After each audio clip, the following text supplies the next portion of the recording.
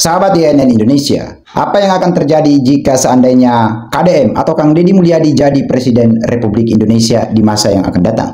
Akhir-akhir ini, Gubernur Jawa Barat Kang Deddy Mulyadi banyak yang mendengungkan mulai dari Sabang sampai Merauke, menginginkan Kang Deddy Mulyadi menuju kursi 01 Republik Indonesia.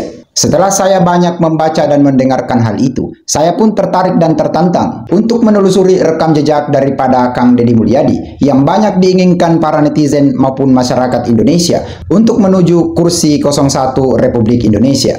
Alhasil, saya mendapatkan sebuah video yang sangat relevan jika seandainya Gubernur Jawa Barat ini menjadi Presiden Republik Indonesia. Bahwa video ini Kang Deddy Mulyadi secara tersirat sudah menggambarkan bagaimana jika Kang Deddy Mulyadi memimpin negeri ini. Untuk itu, saya mengajak netizen untuk melihat dan memperhatikan video daripada Kang Deddy Mulyadi yang menggambarkan jika dirinya terpilih menjadi Presiden Republik Indonesia di masa yang akan datang. Saya kemarin ketemu sama Gubernur Kalimantan Timur. Ini makan pemikiran, kan kita boleh dong punya pemikiran. Saya bilang, Gubernur Kaltim, penduduknya berapa? 4 juta. Berarti kalau 4 juta, saya rata-rata satu rumahnya 4, saya bilang. Berarti rumahnya kan cuma 1 juta. Iya. Loh, kalau penduduk Kaltim 1 juta, rumahnya cuma 1 juta, kan sebenarnya bagi Kaltim ngasih 5 juta per rumah bisa. Karena 1 juta kali 5 juta, 5 triliun, Mbak. Artinya, masyarakat Kaltim untuk sejahtera itu sangat bisa. Beda dengan Jabar. Untuk Papua lebih bisa lagi. Untuk daerah yang memiliki pendapatan daerahnya tinggi dan hasil alamnya besar, sebenarnya sangat ini mungkin terjadi. Nah, apa sih yang terjadi hari ini adalah pola pengelolaan keuangan yang tersentral. Nah, problemnya di mana? Ini saya ngomong Jakarta. Jakarta ini, Pak, penduduknya di bawah 10 juta, APBD-nya 90 triliun. Kalau di Jakarta itu dari 10 juta ada 2 juta kepala keluarga, itu orang Jakarta bisa digaji per kepala keluarga 10 juta. Kenapa? Karena 10 juta dikali 2 juta hanya 20 triliun. Kalau saya gubernurnya bagi. Kalau saya disuruh memimpin hanya bikin jalan, hanya bikin jembatan, bikin irigasi, bangun rumah rakyat miskin, bangun sekolah, terlalu mudah bagi saya. Tetapi yang paling penting dari diri saya adalah merubah mentalitas rakyat Jawa Barat jadi dari pangedulan menjadi petarung, gitu yang saya. Setelah kita mendengarkan pernyataan Kang Deddy Mulyadi, tentu kita sudah mempunyai bayangan jika Kang Deddy Mulyadi memimpin negeri ini.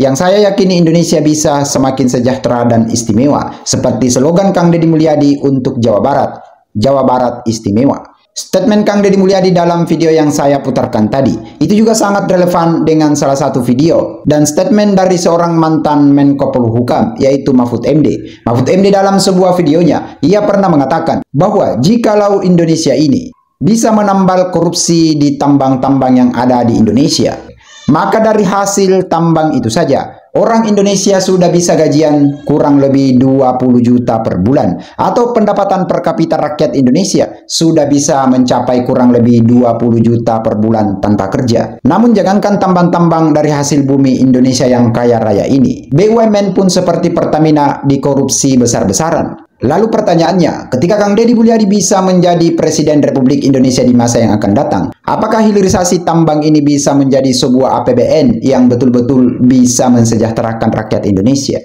Ketika kita melihat rekam jejak daripada Kang Deddy Mulyadi, 1 minggu sebelum ia dilantik menjadi Gubernur Jawa Barat, yang saat itu masih menjadi PJ Gubernur, ia pun sudah banyak menutup tambang-tambang ilegal yang ada di Jawa Barat. Belum lagi, ketika kita melihat rekam jejak daripada Kang Deddy Mulyadi, di mana latar belakang Kang Deddy Mulyadi yang bukan siapa-siapa. Ia hanya terlahir dari orang sederhana dan dari kehidupan yang sederhana. Ia bahkan terlahir dari seorang ibu yang pendidikannya hanya sampai tamat SD. Lalu Kang Deddy Mulyadi bisa tumbuh kembang menjadi seorang politisi yang sangat hebat. Dikala ia menjadi seorang wakil bupati, DPRD, dan DPR RI, ia telah menunjukkan jati dirinya sebagai politisi yang tangguh dan selalu menjadi garda terdepan untuk membela rakyat dan masyarakat Jawa Barat. Hampir 24 jam waktunya disisihkan kepada masyarakat untuk mengawal dan mendampingi masyarakat miskin yang ada di Jawa Barat. Saat ia pun jadi bupati, ia banyak menorehkan prestasi-prestasi yang luar biasa. Namun dibalik itu, bukan hal yang gampang untuk Kang Deddy Mulyadi menjadi Presiden Republik Indonesia.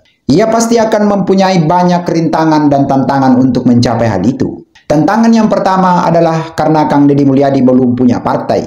Ia pun menjadi gubernur di Jawa Barat karena nebeng di Partai Presiden Republik Indonesia saat ini, yaitu Partai Gerindra. Di mana pendiri Partai Gerindra adalah Presiden Prabowo Subianto, di mana Presiden Prabowo Subianto yang masih ingin melanjutkan kepemimpinannya di 5 tahun yang akan datang. Dan juga dalam tubuh Gerindra banyak orang-orang yang hebat. Di antaranya ada anak Prabowo Subianto sendiri, yaitu Didit Prabowo. Dan banyak juga kader-kader Partai Gerindra yang jadi kepala daerah saat ini. Seperti Bobi Nasution, menantu daripada mantan Presiden Republik Indonesia yaitu Joko Widodo. Yang tentunya bisa saja mengajukan dirinya sebagai calon presiden ataupun wakil presiden di masa yang akan datang. Namun, dengan rekam jejak yang sudah ditorehkan oleh Kang Deddy Mulyadi, tentu saya pun meyakini bahwa banyak partai yang ingin merekrut dan menjadikan Kang Deddy Mulyadi sebagai kadernya untuk maju bertarung di Pilpres yang akan datang. Kinerja Kang Deddy Mulyadi yang selalu dikawal dengan media sosialnya itu bukan pencitraan semata, tetapi itu adalah bentuk transparansi kinerja para pejabat saat ini.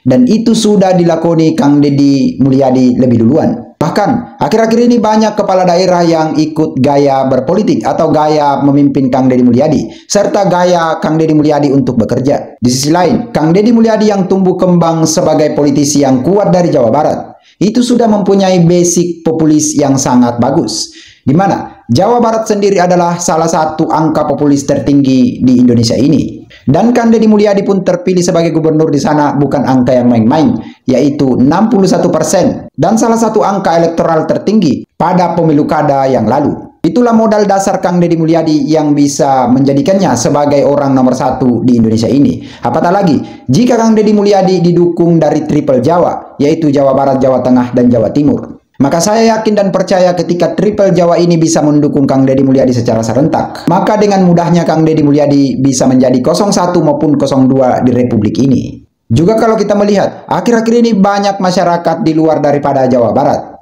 mulai dari Sabang sampai Merauke, yang menginginkan Kang Deddy Mulyadi untuk maju bertarung di Pilpres yang akan datang. Untuk itu, saya memberikan kesempatan kepada para netizen yang menginginkan Kang Deddy Mulyadi maju bertarung sebagai Presiden Republik Indonesia. Silahkan komen di kolom komentar di bawah ini beserta dengan alasannya. I think that's all my video tonight. Thanks for watching my video. Success for you all and see you on top. Wassalamualaikum warahmatullahi wabarakatuh.